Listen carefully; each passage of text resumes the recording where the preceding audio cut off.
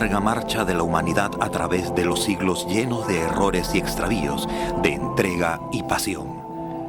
Una historia no hecha de meras estadísticas, sino de vivencias humanas. Una historia de dolor y alegría.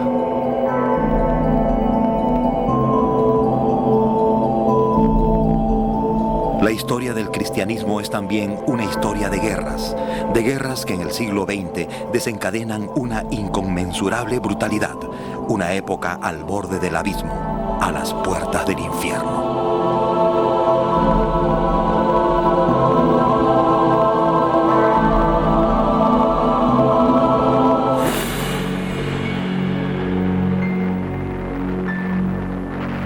La más terrible guerra vivida por la humanidad termina con una gigantesca explosión. Detrás quedan una ciudad en ruinas, incontables víctimas y millones de traumatizados. El siglo XX, un siglo de destrucción y guerras, de dictaduras y nuevos dioses. Los buenos viejos tiempos. Viene en el verano de 1913, el último verano en paz. Un año más tarde, la Primera Guerra Mundial dará al traste con la monarquía austríaca y desolará casi toda Europa. El derrumbe del Imperio Austrohúngaro constituye un duro golpe para el catolicismo.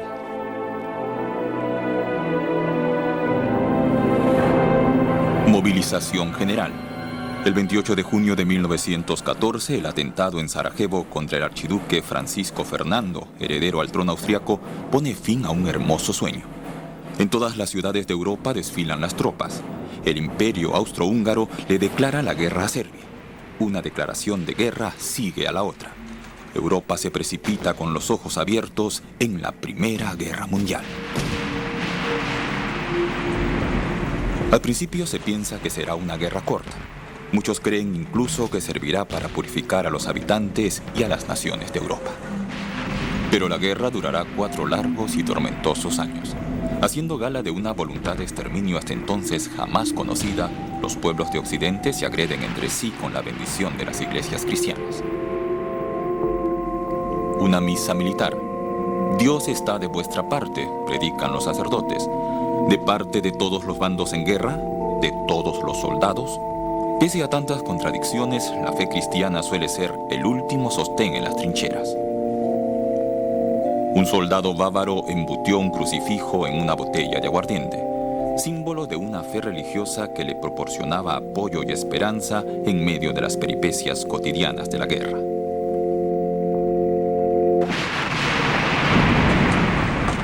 Destrucción y desolación hasta donde llega la vista al cabo de 1900 años de historia cristiana. El hombre como criatura atormentada, vejada, primera catástrofe del siglo. Cuando por fin termina la guerra en el otoño de 1918, se ha cobrado 8 millones de vidas humanas. En noviembre de 1917 estalla la Revolución Rusa. Tras el derrocamiento del zarismo, muchos rusos depositan sus esperanzas en una transformación radical de la sociedad. Quieren ser al fin libres, también de la poderosa Iglesia. Desean felicidad, bienestar y paz. El 25 de octubre de 1917, Lenin y sus bolcheviques toman el poder en Rusia por la vía de las armas.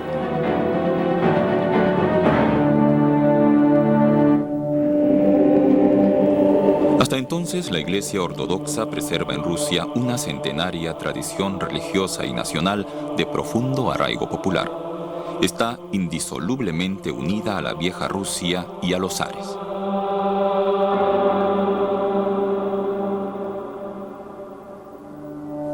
Imágenes de la época anterior a la Gran Guerra. Una de las tantas procesiones de la época zarista. En el Imperio ruso, la Iglesia Ortodoxa es parte natural del Estado. El zar es un hombre devoto, pero un mal gobernante.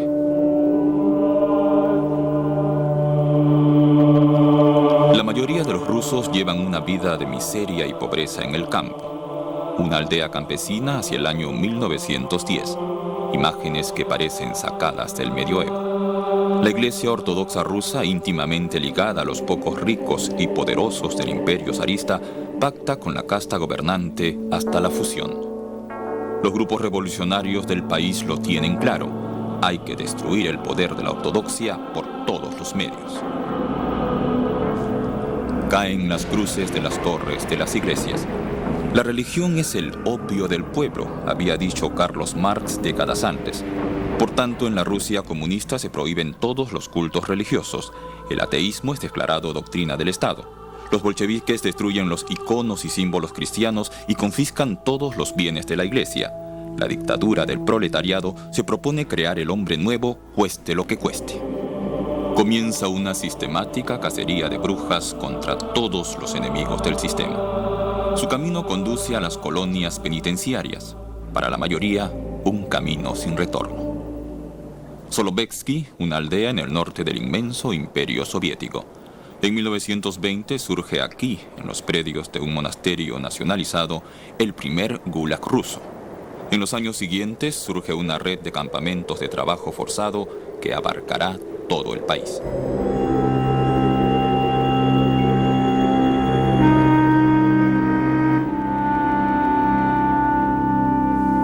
El Echelon, el campamento especial de Solovetsky, es el infierno en la tierra. Un viejo documental rodado en el Gulag en 1927. Miles de reclusos son asesinados aquí. Mueren de hambre, de frío, de enfermedades o a consecuencias del inhumano régimen de trabajo forzado a que son sometidos. Muchos son torturados hasta la muerte, incluyendo a un buen número de sacerdotes ortodoxos. Varios miles de kilómetros al sudoeste en Italia gobiernan desde 1922 los fascistas, los llamados camisas negras de Benito Mussolini. El dictador se hace llamar Il Duce, que significa el caudillo. La falta de contenidos la suple él y sus partidarios con terror político. Con Mussolini, el Papa Pío XI firma en 1929 un convenio estatal, el Concordato. Para Mussolini, un gran triunfo que le asegura el reconocimiento diplomático en el exterior y la aprobación de los italianos en el interior. El Concordato pone fin a una querella de 60 años entre el Estado italiano y el Vaticano. El Papa recibe un territorio propio, el Estado del Vaticano, y el catolicismo es declarado religión estatal en Italia. Un éxito político para el Papa, pero al mismo tiempo un peligroso acercamiento al régimen fascista. El delirio de grandeza de Mussolini precipita a Italia en una guerra colonial.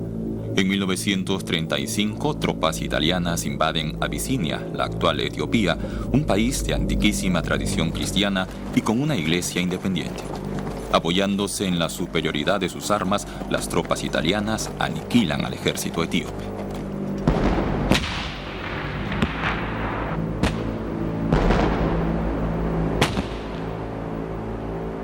Los indefensos habitantes perecen bajo la lluvia de bombas y gases tóxicos. Una aldea etíope es incendiada ante las cámaras de la revista semanal de cine italiana.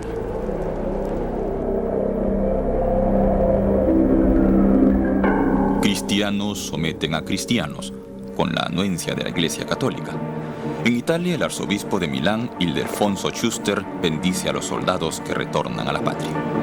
Colaboramos con Dios en esta misión nacional y católica del bien, sobre todo en estos momentos en que sobre los campos de batalla de Etiopía, la bandera de Italia hace avanzar triunfalmente a la cruz de Cristo.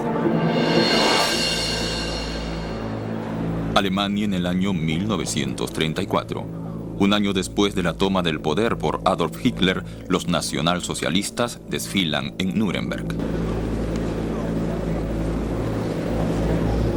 Al principio, Hitler se muestra amistoso con la Iglesia. Por eso, muchos dignatarios de la Iglesia católica y protestante participan en las ceremonias nazis. Congreso Imperial. El nazismo como una especie de alternativa a la Iglesia. Después de la Primera Guerra Mundial, muchos alemanes habían perdido su fe, sus ideales y esperanzas. En medio de esta escenografía ritualista, parecen encontrar un sucedáneo religioso. En el filme propagandístico, baja de las nubes la Biblia de los Nuevos Señores. Mi lucha, el libro de Hitler. Una visión de odio y desprecio por el ser humano. Es el libro más publicado en el Tercer Reich de esos años. Pocos lo leen, pero quien lo hace encuentra en sus páginas los oscuros planes de Hitler y su pasión por una conflagración mundial. Un sueño que pronto haría realidad. 1933, un ejercicio deportivo militar para diáconos evangélicos. Porque también ellos depositan sus esperanzas en un despegue nacional con el nazismo. Son ante todo las regiones protestantes las que le dan a Hitler la mayoría en las elecciones del Reichstag.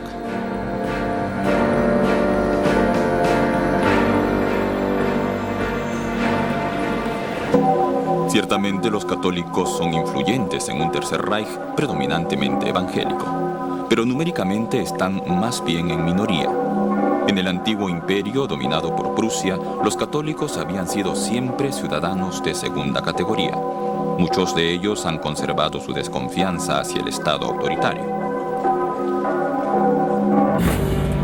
No obstante, también los católicos alemanes se dejan contagiar por el espíritu de la época. Un movimiento juvenil católico paramilitar, catolicismo y nacionalismo en una amalgama fatal. Cruz, esvástica y pasión nacional conciertan una absurda alianza en el seno de estos grupos. El Papa Pío XI no aprecia a Hitler y no hace ningún secreto de su aversión, pero quiere asegurar la posición de su iglesia en Alemania. Ya en 1933 firma un concordato con los nuevos mandatarios alemanes y debilita con ello a los opositores políticos de Hitler en Alemania.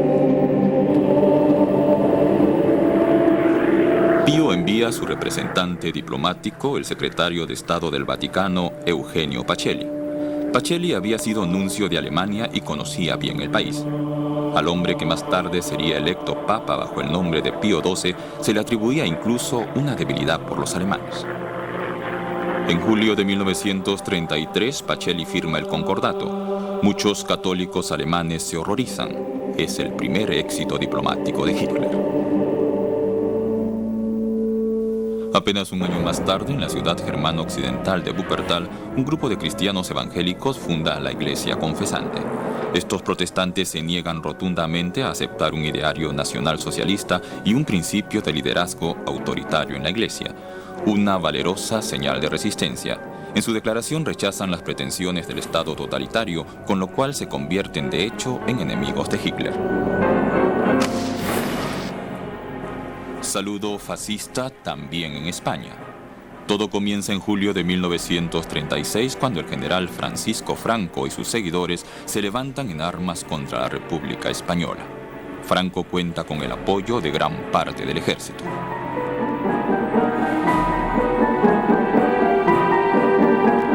Se inicia una sangrienta guerra civil. Los republicanos contra los anarquistas contra la República y los nacionalistas contra todos aquellos a los que consideran enemigos de la patria. España entera en llamas.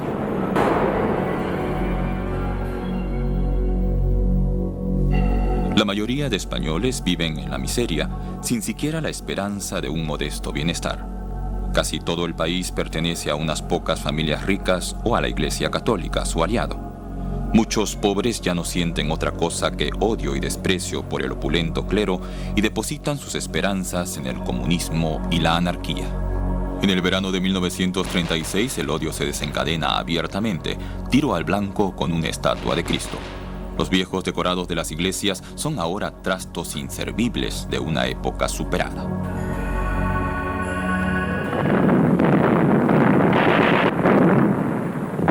Tres años dura la sangrienta Guerra Civil Española. 500.000 de personas mueren en los combates entre padres e hijos, hermanos, parientes y vecinos. Contando con el decidido apoyo material de la Alemania nazi, de la fascista Italia, los nacionalistas encabezados por Franco no tardan en imponer su superioridad. Muchos españoles creen estar participando con Franco en una cruzada moderna contra los enemigos del occidente cristiano. Los obispos españoles envían un mensaje de saludo a Franco. Esta guerra no es una guerra civil, sino una cruzada contra la Revolución Mundial Roja, puesto que defiende todo lo que es esencial para la religión.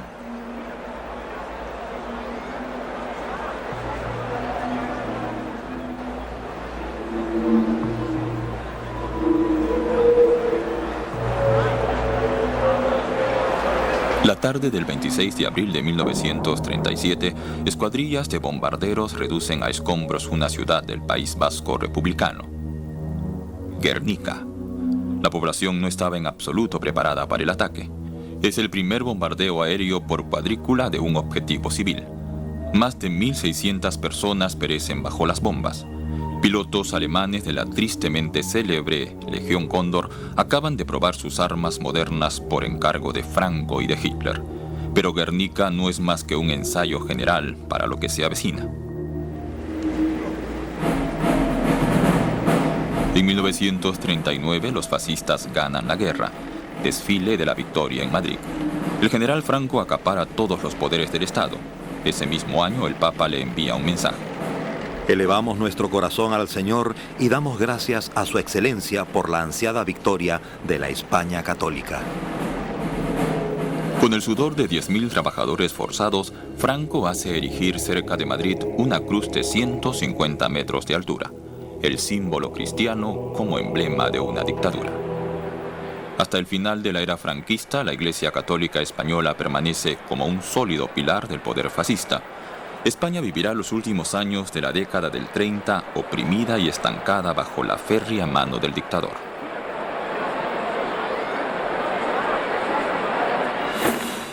Alemania, 1938. Hitler en la cúspide de su poderío. Aquí lo vemos en su recorrido de triunfo después de la llamada anexión de Austria. Hace tiempo que los mandatarios alemanes iniciaron sus campañas de terror y persecución. Ya en 1933 los nazis habían construido el primer campo de concentración en Halle. Inmediatamente después de la toma del poder se producen los primeros casos de arresto y tortura. Sus víctimas son comunistas, demócratas y cristianos consecuentes. Títulos de ensayos teológicos escritos en estos años: Pueblo, Sangre, Dios, Raza, Religión, Ética, reflejan el talante general de la ciencia alemana en los años 30. Desde 1935 rigen en Alemania las leyes raciales de Nuremberg. Aunque no son recibidas con aplausos por el grueso de la población alemana, no es menos cierto que tampoco provocan ninguna resistencia abierta. La mayoría cierra los ojos ante la situación de desprecio al ser humano imperante en el país. Solo unos pocos, cristianos o no, ayudan a los perseguidos y arriesgan de paso su propia vida. Roma, verano de 1938. ¿Qué dice el Papa ante las ya evidentes injusticias? ¿No es hora de que alce su voz y fortalezca la resistencia? El Papa Pío XI ya se había manifestado públicamente contra el comunismo en 1931. 6 años más tarde había hecho leer un claro mensaje enfilado contra el nacionalsocialismo. En el verano de 1938 resuelve lanzar una declaración contra los prejuicios raciales. El jesuita estadounidense John Lafargue se encarga de redactar el borrador de la encíclica. Pero el 10 de febrero de 1939 fallece Pío XI a consecuencia de una grave enfermedad. Su sucesor, Eugenio Pacelli, ex jefe diplomático de Vaticano, es electo el 2 de marzo con el nombre de Pío XII. El borrador de la encíclica, una declaración contra la persecución de los judíos, desaparece en las gavetas del Vaticano. Por detrás del telón, el nuevo papa le salvará la vida a muchos perseguidos, pero jamás arremeterá públicamente contra los crímenes del nacionalsocialismo. Año 1939. Hitler invade Polonia. Las tropas alemanas cruzan la frontera polaca seguras de su victoria. Enseguida comienzan los arrestos y deportaciones. Decenas de miles de personas, judíos, gitanos sintis y romas, comunistas, socialistas, profesores y militares, son recogidas inmediatamente después de la invasión alemana. Las puertas del infierno. El campo de concentración de Auschwitz, construido en Polonia por los ocupantes alemanes durante la primavera de 1940. En Auschwitz, los esbirros de Hitler asesinan a 1,5 millones de personas, por su origen, su religión, su modo de vida o sus ideales.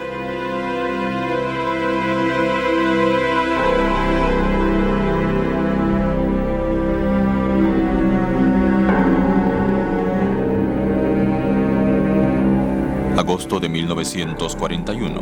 En el campo de concentración tiene lugar lo que se conoce como una llamada punitiva o de castigo. Motivo: Un recluso ha intentado fugarse del infierno de Auschwitz. 10 personas deben morir por él. Así lo dispone el comandante del campo. 10 prisioneros llevarán una atroz muerte por hambre en una celda sin luz. En la plaza de llamada de Auschwitz, Maximilian Kolbe se presenta voluntariamente para sustituir a un padre de familia. Quiero ocupar su lugar, dice, porque él tiene mujer e hijos. El último camino de Maximilian Kolbe conduce a un búnker del hambre. En este calabozo, sin comida, ni agua, ni luz, ni aire fresco, sobrevive 2 semanas. Muere el 14 de agosto de 1941. Los asesinatos en los campos de concentración continúan, pero las iglesias callan.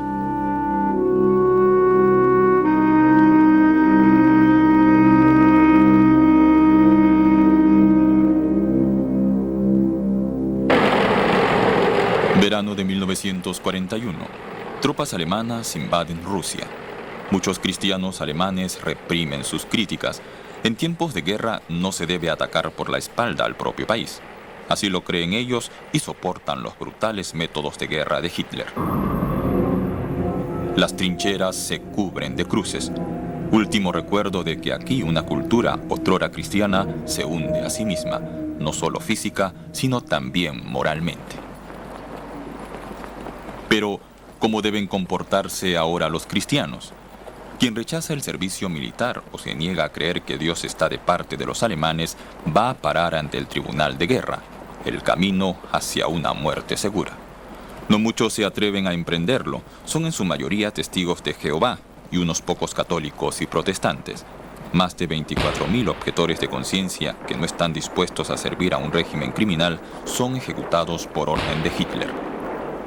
La batalla de Stalingrado marca un punto de viraje en la guerra. En el invierno de 1942 a 1943 se libran en sus calles encarnizados combates casa por casa, soldado contra soldado. Los rusos se baten con el coraje de la desesperación. En cambio, los soldados alemanes, cercados por el Ejército Rojo, hace tiempo que no saben por qué luchan. Los militares alemanes son víctimas de un Estado criminal, pero a la vez son victimarios. La guerra contra Rusia es una guerra de exterminio.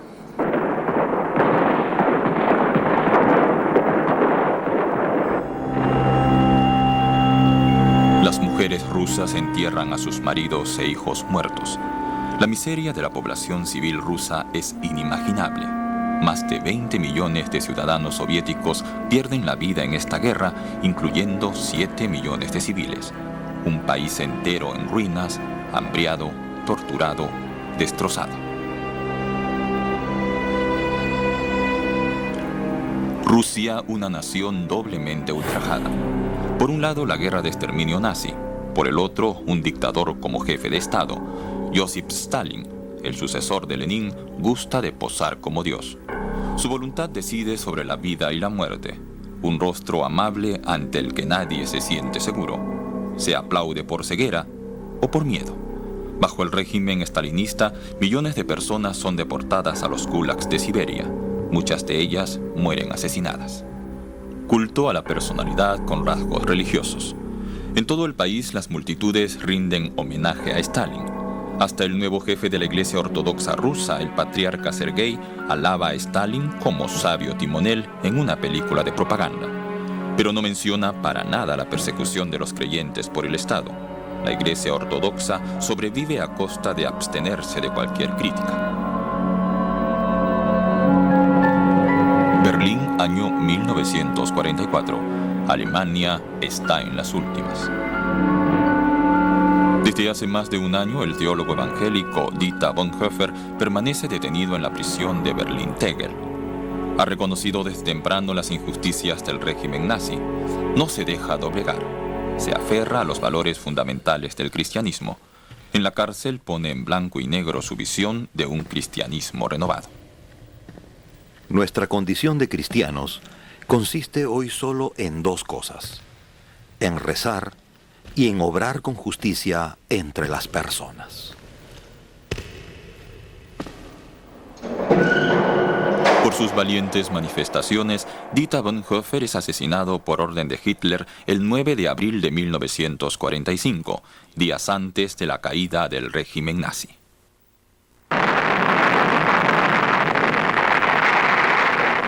Un final de espanto. La Segunda Guerra Mundial termina 4 meses después en Asia. La Fuerza Aérea de Estados Unidos arroja sendas bombas atómicas sobre las ciudades japonesas de Hiroshima y Nagasaki.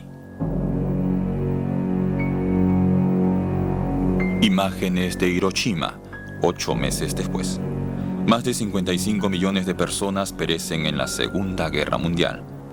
Pero incluso en Hiroshima, donde murieron unas 200.000 personas, la vida, aunque vacilante, no tarda en volver a comenzar.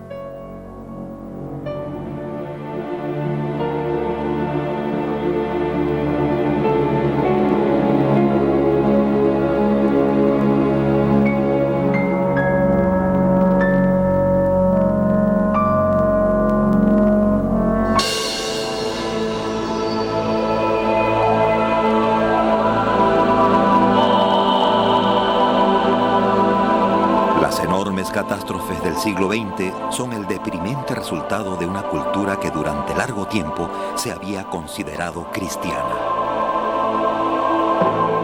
¿Había llegado la larga marcha de la humanidad a un callejón sin salida? Surgen inquietantes preguntas sobre culpa, castigo, fracaso. ¿La historia de la cristiandad, una historia de fracasos? Más bien un reflejo de las vicisitudes humanas. A pesar de tantos errores y extravíos, la larga marcha de la cristiandad es una interminable búsqueda de la verdad y la justicia, a lo largo de 2000 años.